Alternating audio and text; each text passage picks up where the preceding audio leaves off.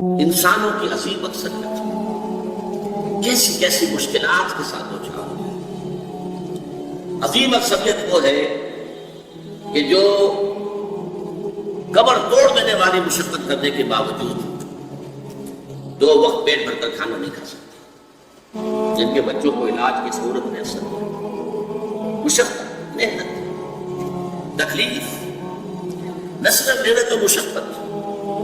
محنت و مشقت کے اعتبار سے تو ہم یہ کہہ سکتے ہیں کہ انسان بھی لدو اونٹ کے مانند ہے یا کولو کے بیل کے مانند ہے، لیکن حیوان اور انسان میں اس اعتبار سے بڑا فرق ہے. انسان میں احساسات، رنج، غم، صدمہ. کسی جانور کا بچہ جب جوان ہو گیا اس کے بعد وہ جانے اس کی زندگی علیحدہ ہے، والدین کی علیحدہ ہے، والدین بھی پتہ نہیں کوئی جوڑا ہے کہ نہیں مستقل. لیکن یہاں کیا ہوتا ہے؟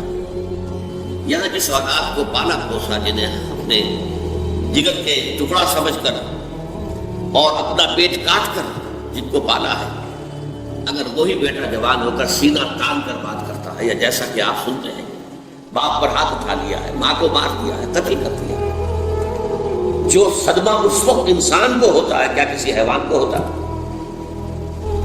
یہ صدمات، یہ رنج و غم قرآن مجید میں ایک پوری سورہ مبارکہ ہے اسی پر، جس کا مرکزی مضمون یہی ہے. لا اقسم بهذا البلد وانت حل بهذا البلد ووالد وما ولد لقد خلقنا الانسان في كبد. میں جو ابتدائی قسمیں ہیں ان کو اس وقت تشریح نہیں کروں گا، اس لیے کہ وہ ہمارا اس وقت کا موضوع نہیں ہے. اسی پر قسمیں کھائی اللہ نے 3. لا اقسم بهذا البلد وانت حل بهذا البلد ووالد وما ولد.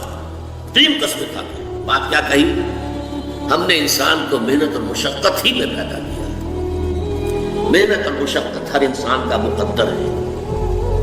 عام طور پر سمجھا یہ جاتا ہے کہ غریب لوگوں کے لیے یہ معاملہ ہے. نہیں، اصل میں محنت اور مشقت کی شکلیں مختلف ہیں. کوئی شخص دفتر میں بیٹھا ہوا مشقت کر رہا ہے، کسی کی ذہنی مشقت زیادہ ہے، کسی کی جسمانی مشقت زیادہ ہے. یہ جسمانی مشقت والا جو ہے تھک ہار کر رات کو سوتا ہے تو صبح کی خبر لائے گا، وہ پوری طرح ٹانگیں پھیلا کر سوتا ہے. اور یہ جو ذہنی مشقت کرنے والے ہیں، لمبی لمبی کاروں میں چلنے والے ہیں اور بڑے بڑے محلوں میں رہنے والے، ایئر کنڈیشنڈ آفیسز اور بنگلوں میں رہنے والے، ان کی راتوں کی نیند خراب ہو جاتی ہے. ان کو جو مسائل درپیش ہوتے ہیں، انہیں جو صدمے ہوتے ہیں، انہیں جو فرسٹریشن ہوتی ہے، یہ نقصان ہو گیا ہے، یہ معاملہ ہو گیا ہے، فلاں نے یہ کر دیا ہے، فلاں پرابلم پیدا ہو گیا ہے، یہ ساری چیزیں جو ہیں یہ اس غریب مزدور کے لیے نہیں ہوتی. آپ کو معلوم ہے ہپنوٹکس کی ضرورت جو ہے انہیں عمرہ کو ہوتی ہے، سیڈیٹیوز کی ضرورت انہیں کو ہوتی ہے، ٹرینکولائزرز انہیں کو چاہیے، انہیں ضرب گدیلوں کے اوپر نہیں دیا. تو مشقت اور محنت ہر ایک کے لیے. صدمہ غالب نے بہت خوب کہا تھا، قید حیات و بند غم اصل میں دونوں ایک ہے. موت سے پہلے آدمی غم سے نجات پائے کیوں؟ یہ انسان کا مقدر ہے، یہ تو ہو کر رہنے والی شے ہے. غم تو رہے گا، صدمہ رہے گا. آپ کو شاید یاد آیا ہو ایک بڑی عظیم ہستی گزری ہے انسانی تاریخ میں، گوتم بدھ، کپل وستو کا شہزادہ.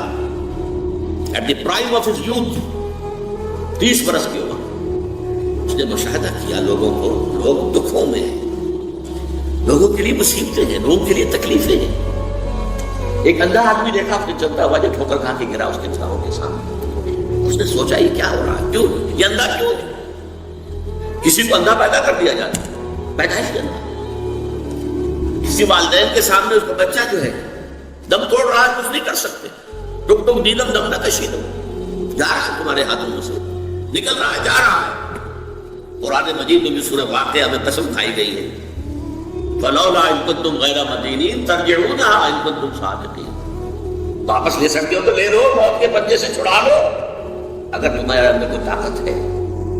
نہیں جا رہا ہے، رو رہے ہیں. یہی وجہ ہے کہ پھر وہ اس فکر میں یہ دکھ کیوں ہے انسان کا مقدر، اس کا سبب تلاش کرنے کے لیے پھر اس سے نکلنے کا راستہ کرنا. اس سے نجات کیسے ہو، نروان کیسے ملے؟